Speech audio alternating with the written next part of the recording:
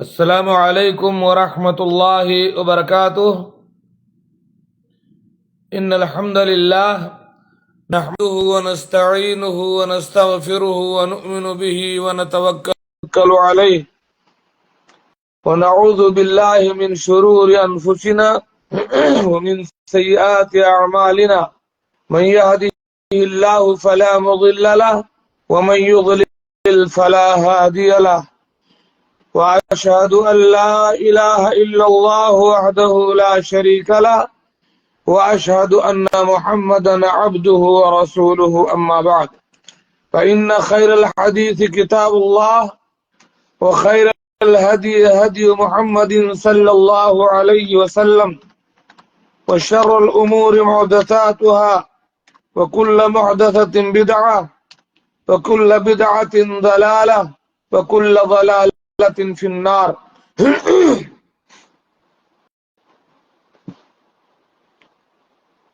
اعوذ باللہ من الشیطان الرجیم۔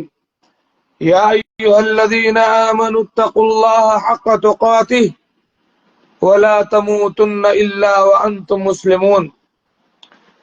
یا ایہا الناس اتقوا ربکم الذی خلقکم من نفس واحدہ وخلق منها زوجها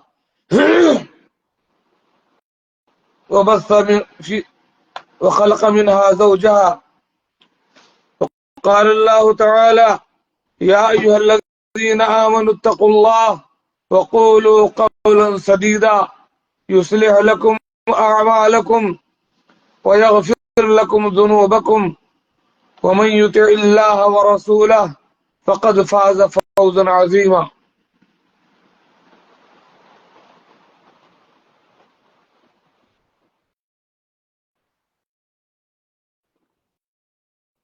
آج کی اس مجلس میں سردی کے موسم کی مناسبت سے اس کے فضائل اور اس موسم میں پیش آنے والے کچھ مسائل کا طہارت کا میں ذکر کروں گا سوال و جواب کی روشنی میں۔ آپ چاہیں تو خود سوال کر سکتے ہیں اگر آپ کو کوئی چیز مزید جاننی ہو تو، اور تیمم اور مسح کے ان مسائل کو دوسروں تک پہنچانے کے لیے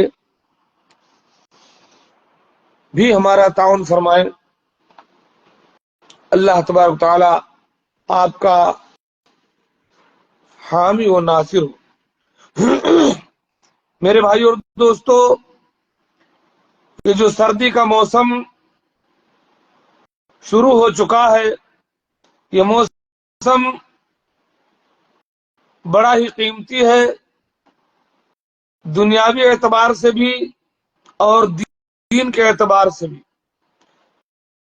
دنیاوی اعتبار سے بھی اس میں راحت و عافیت ہے، بیماریاں کم ہیں،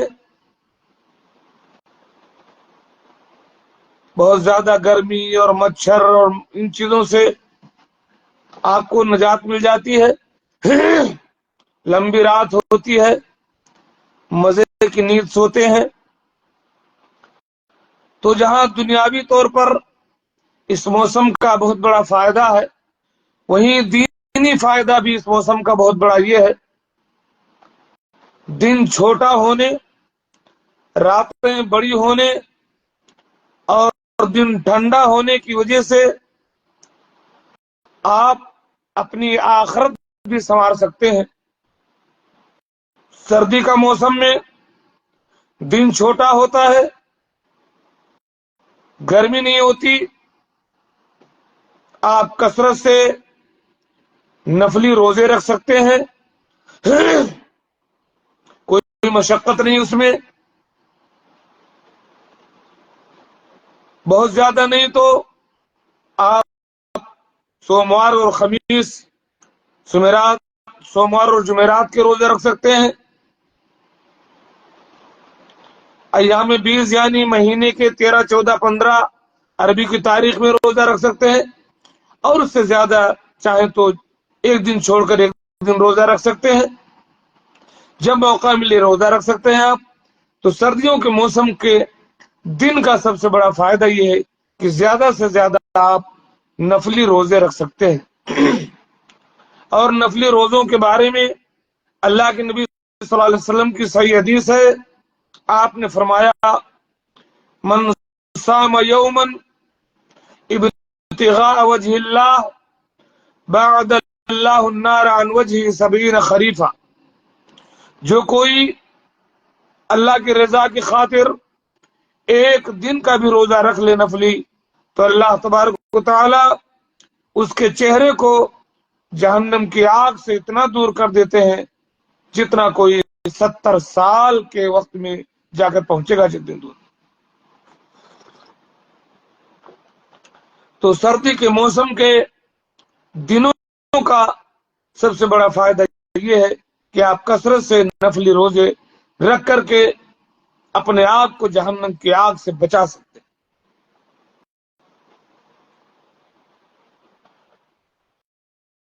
اور روزے کے فوائد تو آپ جانتے ہیں۔ دوسری چیز، راتیں چونکہ بہت لمبی ہوتی ہیں، نیند آپ کے ہر حال میں پوری ہو جاتی ہے، تو اگر اللہ تعالیٰ توفیق دے تو نیند پوری ہو جانے کے بعد فجر کی اذان سے آدھا گھنٹہ پونا گھنٹہ پہلے اٹھ کر کے کچھ نفلی نمازیں ادا کر لیں، تہجد پڑھ لیں۔ یہ وہ گھڑی ہے جب اللہ تبارک و تعالی ساتویں آسمان سے آسمان دنیا پہ نزول فرماتا ہے اور دنیا کے لوگوں کو پکار کے کہتا ہے کہ من یسألنی فأعطیہ، تم میں کا کون ہے جو رات کے اس آخری حصے میں مجھ سے مانگ رہا ہو، میں اسے دینے آیا ہوں۔ من یدعونی فاستجیب لہ، تم میں کا کون مجھ سے دعا کر رہا ہے، کون مجھے پکار رہا ہے، میں اس کی پکار کا جواب دیتا ہوں۔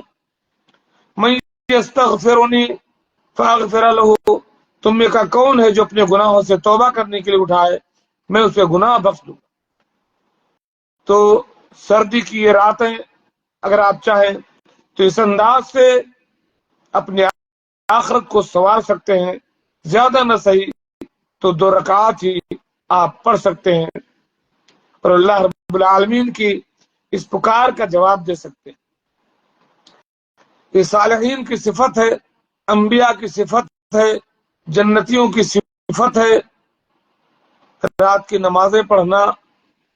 اللہ کے نبی صلی اللہ علیہ وسلم کی صحیح حدیث ہے، افشوا السلام واطعموا الطعام وصلوا الارحام وصلوا باللیل والناس نیام تدخلوا الجنة بسلام۔ سلام کو پھیلاؤ، کھانا کھلاؤ، رشتہ داریوں کو جوڑو، رات میں تب اٹھ کر کے نماز پڑھو جب لوگ سو رہے ہوں، جنت میں سلامتی کے ساتھ داخل ہو جاؤ۔ تو یہ ہے سردی کے موسم کا فائدہ۔ دن چھوٹا ہے، ٹھنڈا ہے، نفلی روزے رکھ سکتے ہیں، راتیں بڑی ہیں، آرام دہ ہیں، نیند پوری ہو جاتی ہے، آپ تہجد کی نماز پڑھ سکتے ہیں، اللہ رب العالمین کو یاد کر سکتے ہیں، اس سے اپنی مرادیں مانگ سکتے ہیں، تو وہ استغفار کر سکتے ہیں۔ اللہ کے نبی صلی اللہ علیہ وسلم کی صحیح حدیث سے آپ نے فرمایا ان اللہ تبارک و تعالی ينزل ربنا تبارک و تعالی الى السماء الدنيا حين يبقى ثلث الليل الاخير ويقول من يسألني فأعطيه ومن يدعوني فاستجيب له ومن يستغفرني فاغفر له۔ 5 نمازوں کے لیے تو اللہ کے حکم سے مؤذن پکارتا ہے، لیکن تہجد کی نماز کے لیے خود اللہ تعالیٰ آپ کو پکارتا ہے۔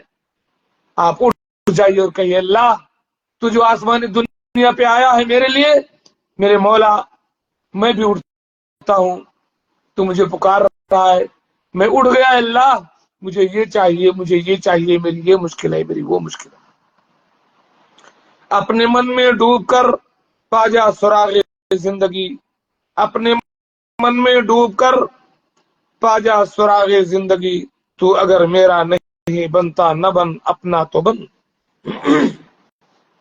تو یہ رہی سردی کے موسم کی فضیلت اور اس سلسلے میں کچھ باتیں۔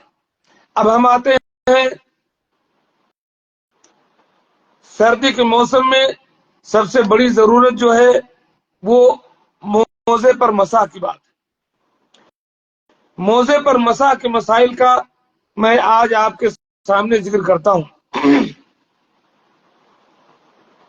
حدیث میں خوف کا لفظ بھی ہے، جو چمڑے کا موزہ ہوتا تھا، جوربین کا بھی تذکرہ ہے، جو اون کا، کاٹن کا، کسی چیز کا ہو سکتا ہے، تساخین کا بھی لفظ ہے، یعنی پاؤں گرم کرنے کے لیے جو بھی چیزیں وہ لوگ پہنتے ہوں، چاہے چمڑا ہو کہ کپڑا ہو، اس میں کوئی تفریق نہیں ہے۔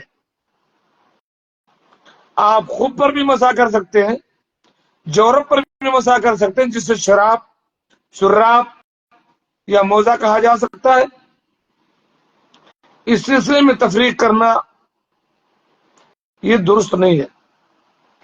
تو آئیے سب سے پہلے میں ان احادیث کا آپ کے سامنے ذکر کروں جن میں اللہ کے نبی صلی اللہ علیہ وسلم نے موزوں پر مسح کیا۔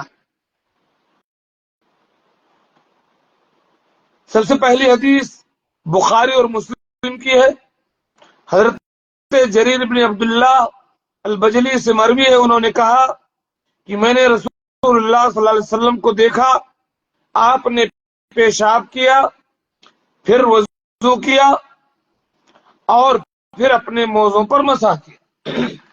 معلوم یہ ہوا کہ موزوں پر مسح کرنا درست ہے۔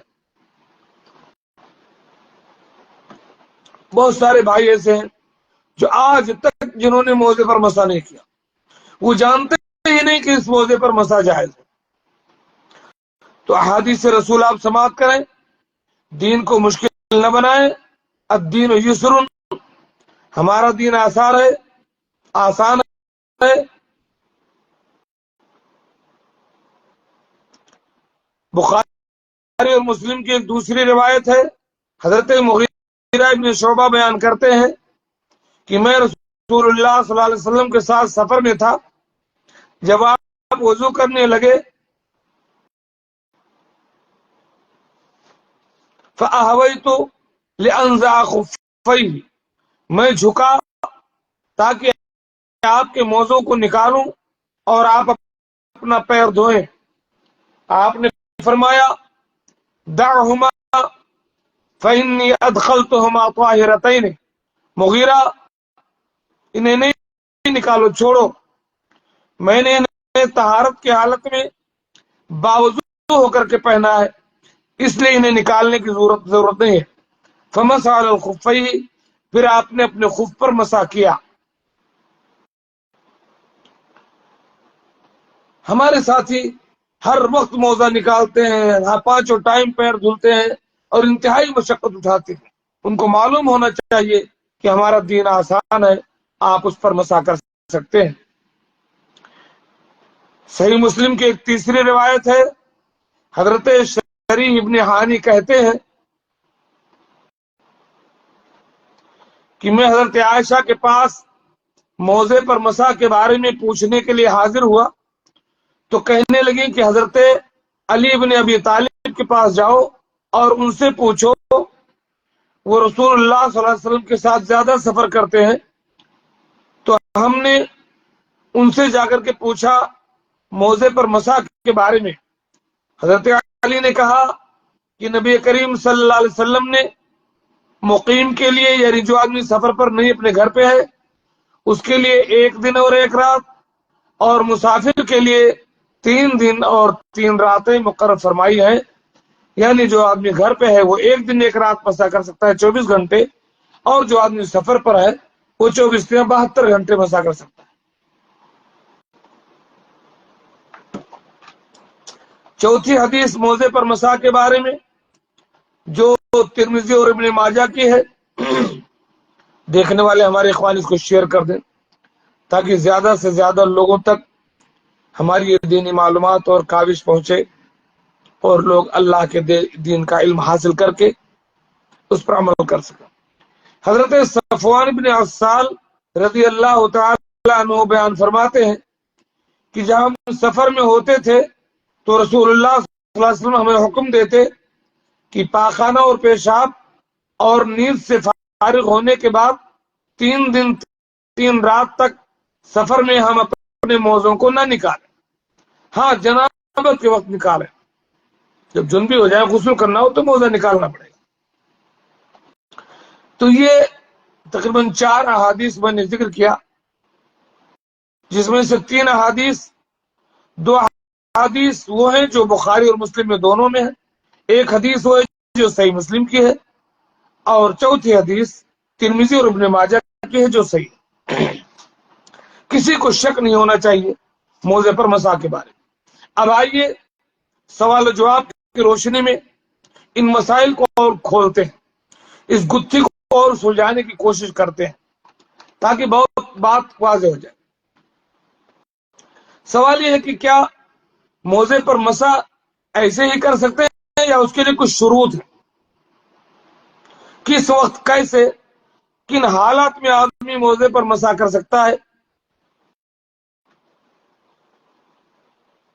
تو موزے پر مسح کی جو شرطیں ہیں ان میں پہلی شرط یہ ہے کہ آدمی نے ان موزوں کو طہارت کی حالت میں پہنا ہو، یعنی وضو کر کے اپنے پیر اس نے دھو لیے ہوں، اس کے بعد ان موزوں کو پہنا ہو، نمبر 1۔ دوسری شرط یہ ہے کہ آپ کے موزے یا جورب یا تساخین جو بھی آپ پہنے ہیں وہ پاک و صاف ہو، ان میں کہیں گندگی نہ لگی ہو، تب اس پر مسح کر سکتے ہیں آپ۔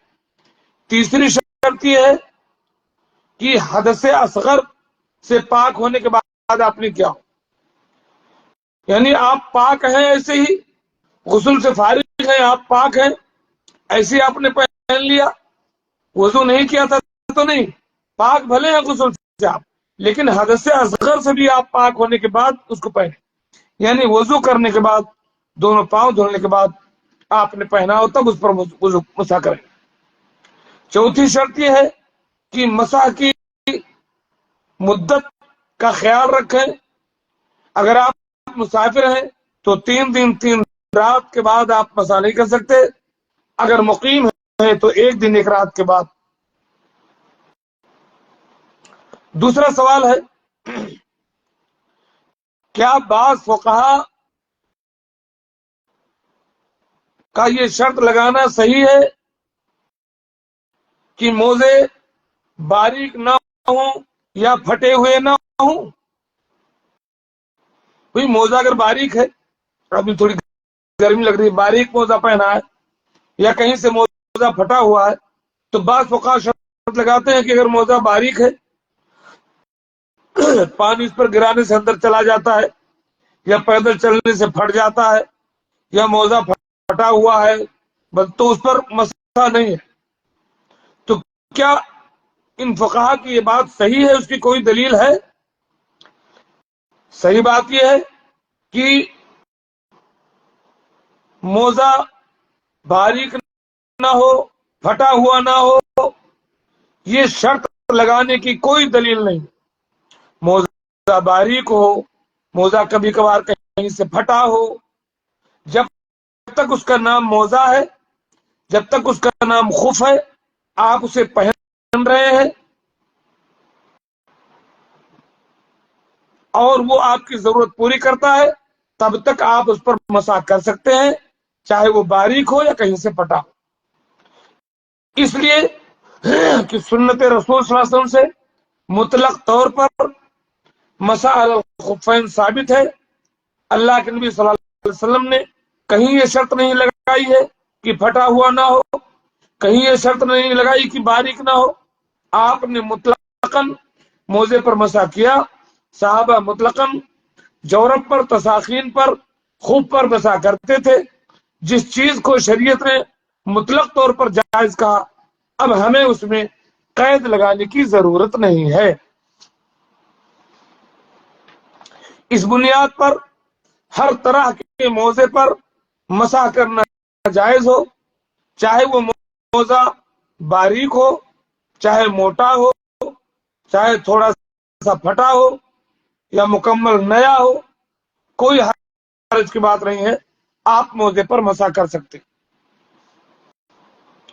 اور ابھی میں یہ بھی بتاؤں گا کہ وہ موزہ چاہے چمڑے کا ہو، پلاسٹک کا ہو، اون کا ہو، کاٹن کا ہو، سلک ہو، کچھ بھی ہو، ہر طرح کے موزے پر آپ مسح کر سکتے ہیں۔ اس میں یہ شرط لگانا کہ موزہ چمڑے کا ہو تبھی کر سکتے ہیں، کپڑے کا نہیں، اس بات کے لیے کوئی صحیح دلیل نہیں ہے۔ اس لیے کاٹن اور کپڑے اور اونی کے موزوں پر مسح سے امت کو منع کر کے مشکل میں ڈالنا، اس کی آپ کو اتھارٹی نہیں ہے۔ یرید اللہ بکم اليسر ولا یرید بکم العسر، اللہ تمہارے لیے آسانی چاہتا، مشکل نہیں۔ اگر مشکل چاہتا تو اللہ کے نبی صلی اللہ علیہ وسلم اس کی وضاحت فرما دیتے۔ جب آپ نے ایسی کوئی وضاحت نہیں کی ہے تو اس پر مسح جائز ہے۔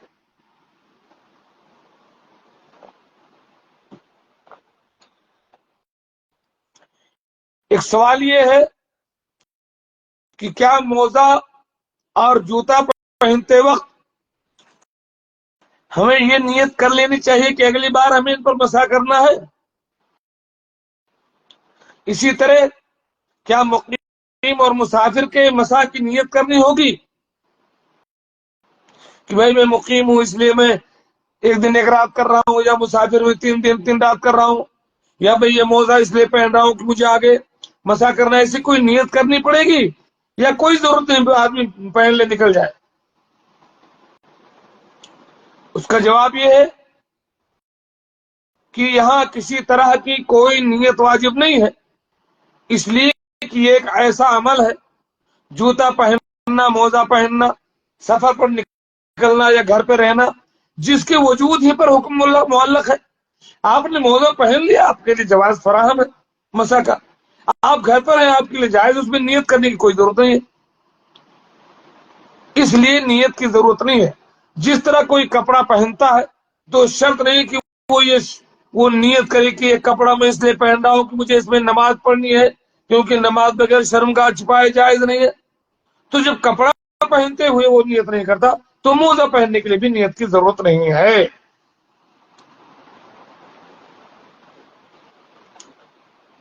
اگر کوئی لوگ سوال کرنا چاہیں تو کر سکتے ہیں۔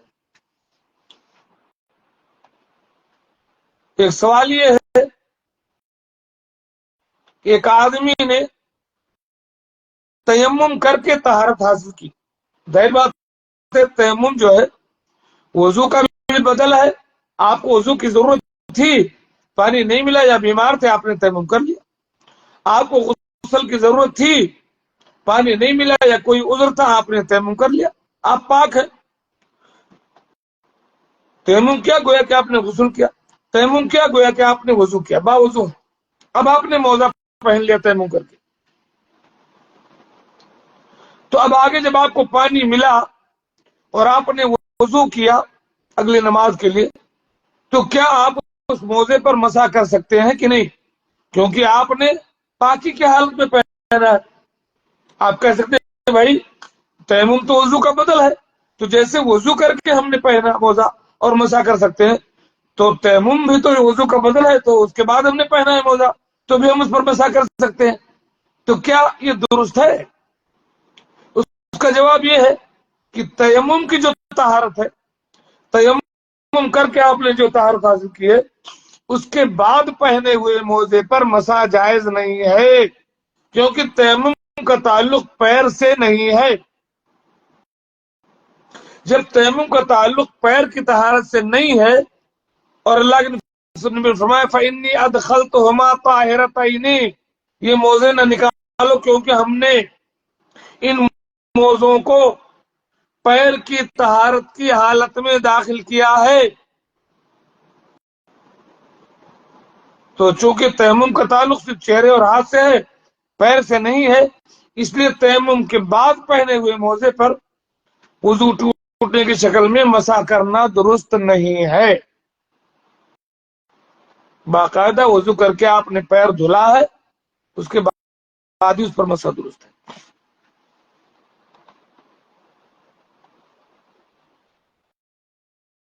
ایک سوال یہ ہے کہ ایک آدمی باوضو ہو کر موزے پہنا ہے، باوضو ہو گیا موزے پہن گیا، پھر ابھی اس کا وضو ٹوٹا نہیں ہے، موزہ پہنے ہوئے ہے، ابھی اس کا پہلا وضو ٹوٹا نہیں ہے، اور کسی ضرورت سے موزہ نکال دیتا ہے، کوئی ضرورت آ گئی، موزے میں بدبو آ گئی، یا موزہ تھوڑا کہیں بھیگ گیا، یا اچانک گرمی لگنے لگی، یا کوئی چیز اندر موزے کے اندر گھس گئی، کسی وجہ سے وضو اس کا باقی ہے، پھر اسی حالت میں اگر وہ موزہ نکال دیتا ہے اور ابھی اس کا وضو ٹوٹا نہیں، تھوڑی دیر بعد پھر اس نے وہ موزہ پہن لیا، تو کیا اگلی بار وضو ٹوٹنے کے بعد جب وہ وضو کرے گا تو کیا اس پر مسح کر سکتا ہے کہ نہیں؟ کیونکہ بیچ میں اس نے موزہ نکال دیا ہے۔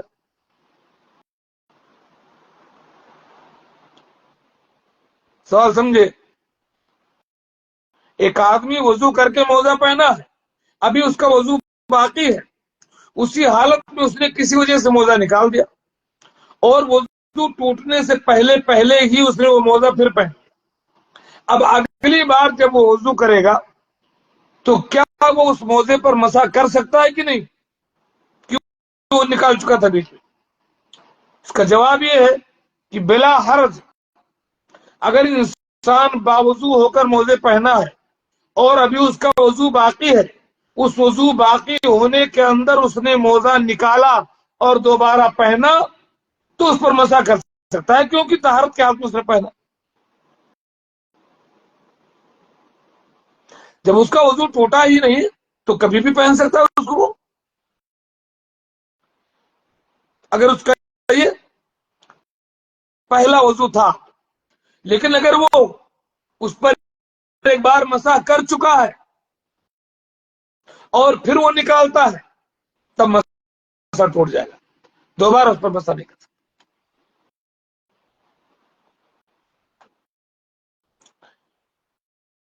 ایک ساتواں سوال یہ ہے کہ کیا موزہ کے نکالنے سے صرف مسح ہی ٹوٹتا ہے یا وضو بھی ٹوٹ جاتا ہے؟ یعنی آپ نے وضو کیا اور موزہ پہن لیا، اب اگلی بار کہیں آپ کا وضو ٹوٹ گیا، دوبارہ آپ کو وضو کرنا ہے، دوبارہ آپ نے وضو کیا اور اس موزے پر مسح کیا، ٹھیک ہے، اب اس کے بعد آپ نے وہ موزہ نکال دیا، تو کیا موزہ نکالتے ہی آپ کا وضو بھی ختم ہو گیا، یا اس وضو سے آپ بھلے آپ نے موزہ نکال دیا ہے نماز پڑھ سکتے، یا صرف مسح ٹوٹا وضو باقی ہے، یا کیونکہ آپ نے جب نکال دیا بیچ میں تو آپ اگلی بار اس پر مسح نہیں کر سکتے، آپ کو پیر دھلنا پڑے گا۔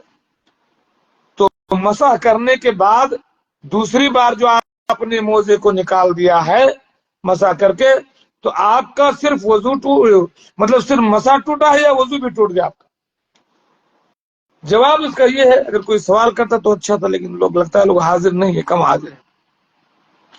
موزہ کے نکالنے سے صرف مسح ٹوٹتا ہے، وضو نہیں، یعنی دوسری بار اب اس پر آدمی مسح نہیں کر سکتا، لیکن اس کی طہارت باقی رہے گی جب تک وضو ٹوٹنے والی کوئی چیز پیش نہ آئے، تب تک وہ اس وضو سے نماز پڑھ سکتا ہے۔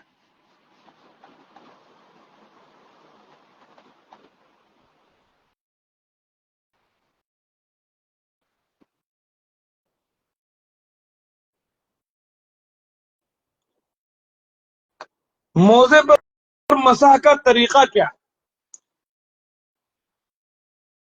اس بارے میں لوگ بہت سوال کرتے ہیں، کئی لوگوں کو ہم نے موزے پر مسح غلط دیکھا کرتے، اکثر لوگ موزے پر مسح کا طریقہ نہیں جانتے، کئی لوگوں کو تو ہم نے ایسا دیکھا کرتے یہ جو پورے پیر کو ایسا کر کے کرتے ہیں، ایسا غلط ہے، یہ مسح کا طریقہ نہیں ہے۔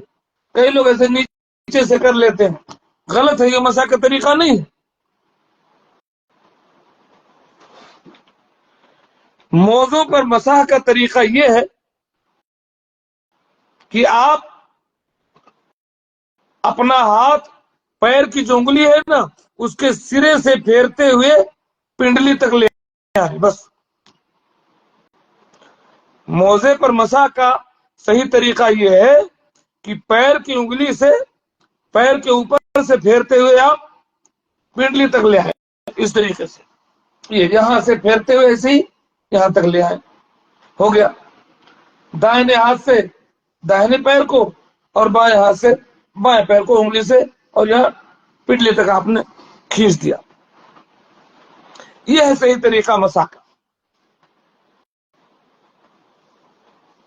کیونکہ مغیرہ بن شعبہ کی حدیث سے یہی ظاہر ہوتا ہے کہ اللہ کے نبی صلی اللہ علیہ وسلم نے ایسے ہی اپنے دونوں پیروں کا مسح کیا۔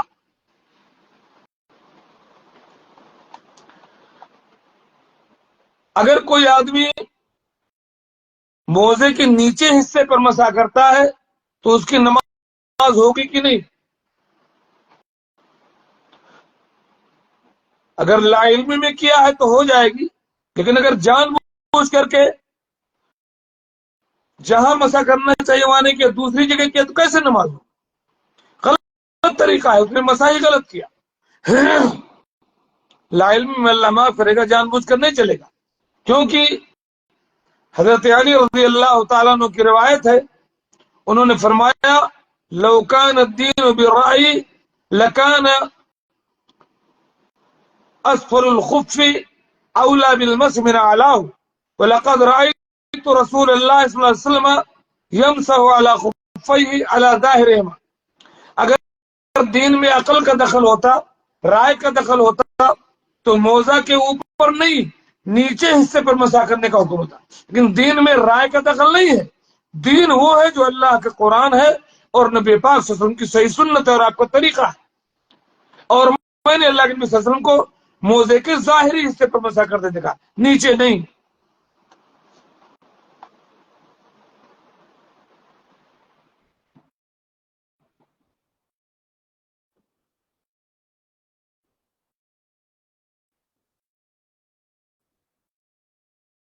ایک آدمی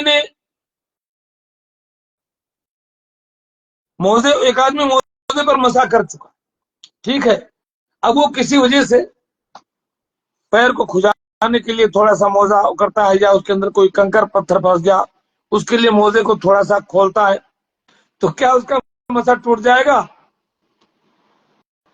موزے کے اندر ہاتھ ڈال کر اگر کچھ کیا تو کوئی حرج کی بات نہیں، اگر موزہ نہیں نکالا ہے تو۔ اگر موزہ کا اکثر حصہ نکال دیا تب تو مسح ٹوٹ جائے گا، لیکن اگر معمولی طور پر یوں ہاتھ ڈال کر کے کوئی چیز نکالی یا کھجایا ہے تو اس کا مسح نہیں ٹوٹے گا انشاءاللہ۔ ایک بہت اہم سوال، یہ مسح کی مدت شروع کب ہوگی؟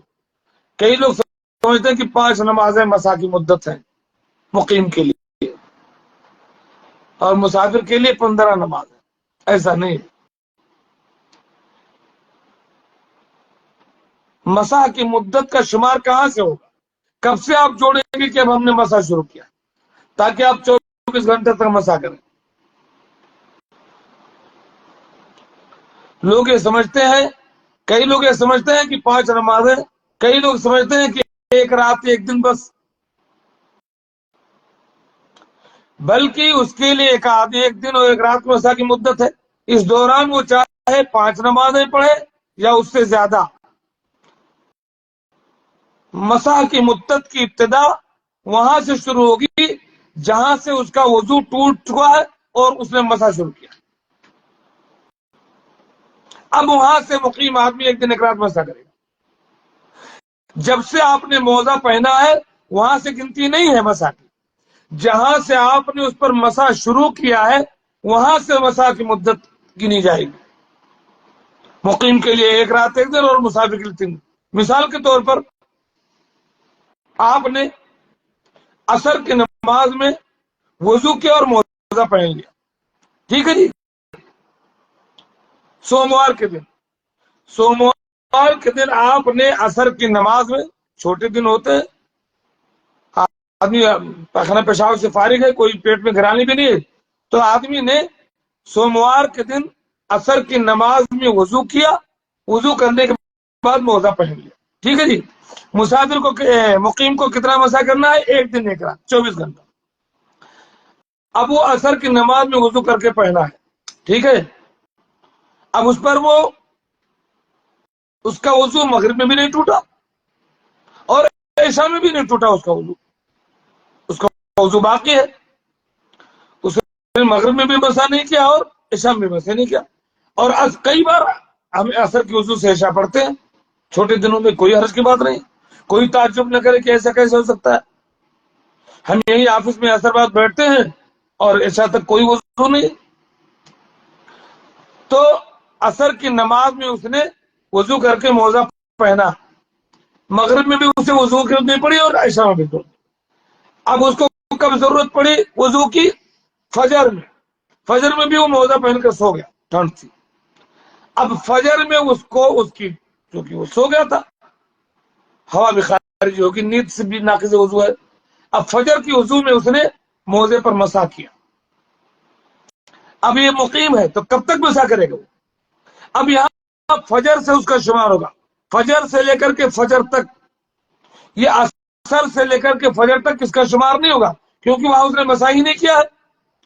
تو جب اس کا وضو ٹوٹا ہے اور اس نے مسا کیا ہے، وہاں سے مسا کی مدت مقیم کے لیے 1 دن 1 رات اور مسافر کے لیے 3 دن 3 رات شمار ہوگا.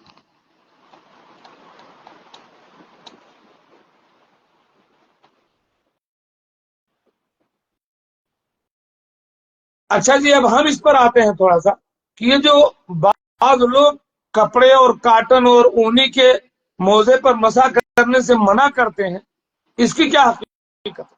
یہ لوگ کہتے ہیں نہیں، صرف چمڑے کے موزے پر مسا ہوگا، باقی نہیں. غلط بات ہے.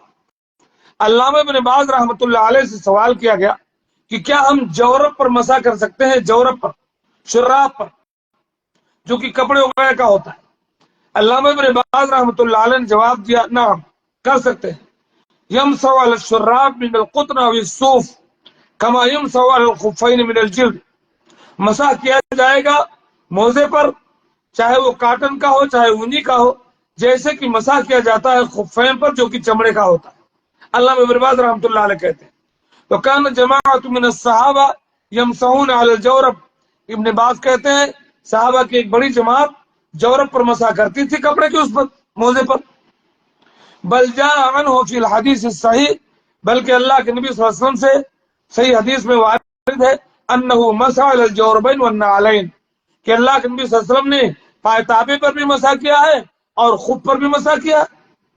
فلا حرج ذلک اذا لبسهما علی طہارہ، تو چاہے وہ چمڑے کا ہو چاہے کاٹن کا ہو چاہے اونی کا ہو، اس پر آدمی مسح کر سکتا ہے اگر وہ طہارت کی حالت میں اس نے پہنا ہو اور ساتر ہو، یعنی اعضائے وضو کو ڈھکے ہوئے ہو.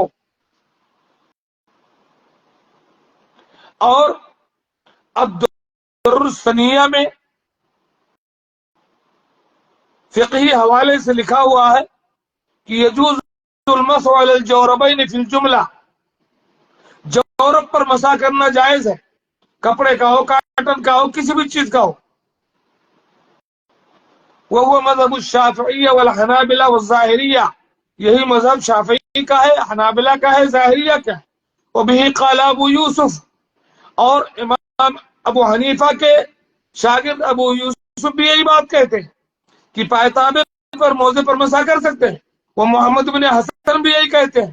ورضی رجوع ابو حنیفہ الیہ فی مرضی، ابو حنیفہ منع کرتے تھے کہ کپڑے کے موزے پر مسح نہیں کر سکتے، لیکن ایک روایت میں بات ثابت ہے کہ آپ نے اپنی بیماری کے وقت اس مسئلے سے رجوع کیا اور آپ نے اپنی بیماری میں کپڑے کے موزے پر مسح کیا.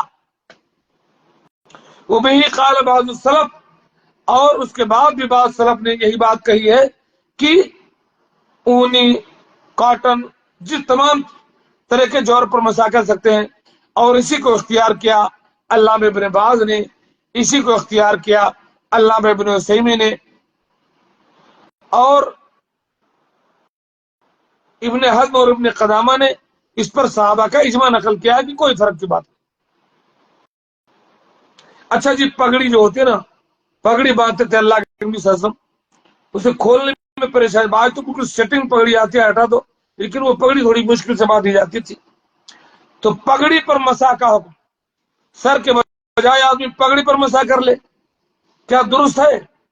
تو صحیح بخاری کی روایت ہے، حضرت عمر بن امیہ اپنے والد سے روایت کرتے ہیں، وہ کہتے ہیں رأیت النبی صلی اللہ علیہ وسلم یمسح علی عمامتہ وخفیہ، رواہ البخاری، میں نے اللہ کے نبی صلی اللہ علیہ وسلم کو دیکھا آپ اپنی پگڑی پر بھی مسح کرتے تھے اور موزے پر بھی مسح کرتے تھے۔ اچھا جی، جس طریقے سے موزے پر مسح کے بارے میں شرط ہے کہ آپ وضو کر کے موزہ پہنے ہوں، اور شرط ہے کہ مقیم بس ایک دن ایک رات ہی، مسافر بس 3 دن 3 رات ہی مسح کر سکتا ہے، کیا یہی شرط پگڑی میں بھی ہے کہ وضو کر کے آپ نے پگڑی باندھی ہو اور مقیم ایک ہی دن ایک رات اور مسافر 3 دن 3 رات؟ تو ایسی بات نہیں، پگڑی کی مسح میں نہ وضو کا شرط ہے نہ کسی مدت کی شرط ہے، بے وضو اور بغیر کسی وقت کے جب تک آدمی پگڑے باندھے اس پر مسح کر سکتا ہے۔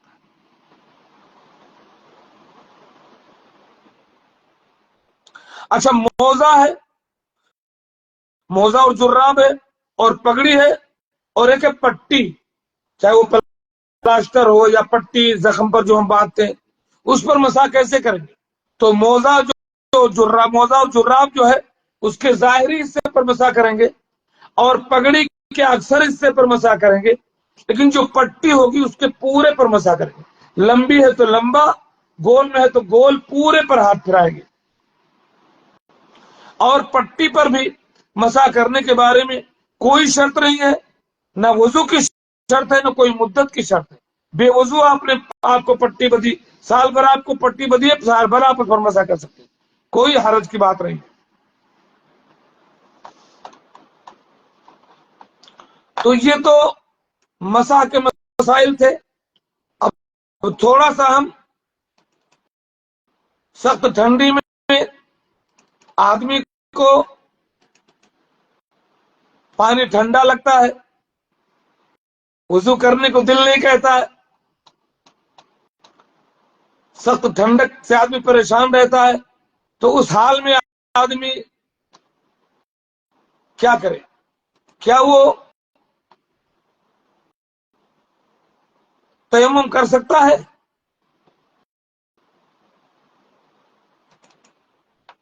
تو آئیے تھوڑا سا ہم تیمم کے مسائل بھی دیکھتے ہیں۔